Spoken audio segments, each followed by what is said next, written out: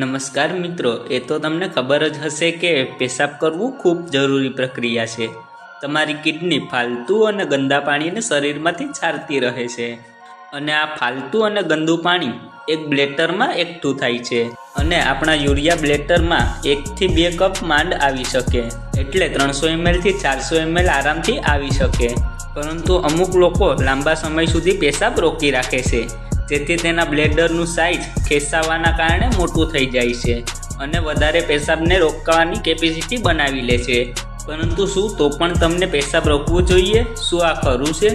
મિત્રો, તમે વધુ સમય સુધી વારંવાર પેશાબને રોકો છો તો ફક્ત તમારું બ્લેડર જ નથી ખેંચાતું, પરંતુ તેની સાથે બ્લેડરની સૌથી નીચે એક્સટર્નલ સ્ફિન્ક્ટર મસલ્સ પણ ખેંચાય છે।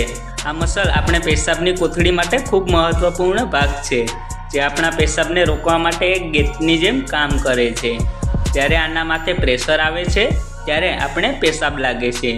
જ્યારે તમે પેશાબ કરી લ્યો છો ત્યારે આ રિલેક્સ થાય છે અને આનું ખેંચાવું પૂરા થાય છે। જો તમે વારંવાર પેશાબ રોકવાની ટેવ પાડી લ્યો તો તમારી કોથળી વધારે ખેંચાશે અને અમુક વર્ષો પછી તમે પેશાબ ઉપરથી કંટ્રોલ ખોઈ દેશો। તમારી કોથળી ખુદ લીક થવાનું શરૂ કરી દેશે અને તમને વારંવાર પેશાબ લાગશે, કારણ કે આ કન્ડિશનમાં તમારી કોથળીમાંથી પેશાબ એકસાથે ખાલી નહીં થાય।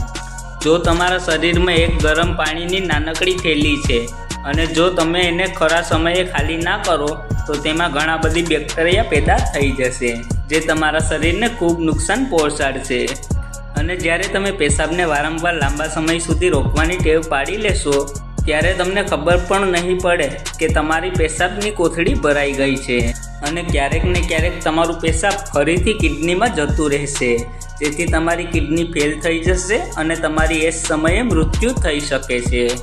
એટલા માટે મિત્રો, વારંવાર પેશાબને ન રોકવો જોઈએ, આવું રિસ્ક ના લેવું જોઈએ અને પેશાબ લાગતાની સાથે જ બાથરૂમ જાઓ, જેથી તમારું મગજ પણ રિલેક્સ રહેશે અને તમારા શરીર માટે કોઈ પણ ખતરો નહીં રહે।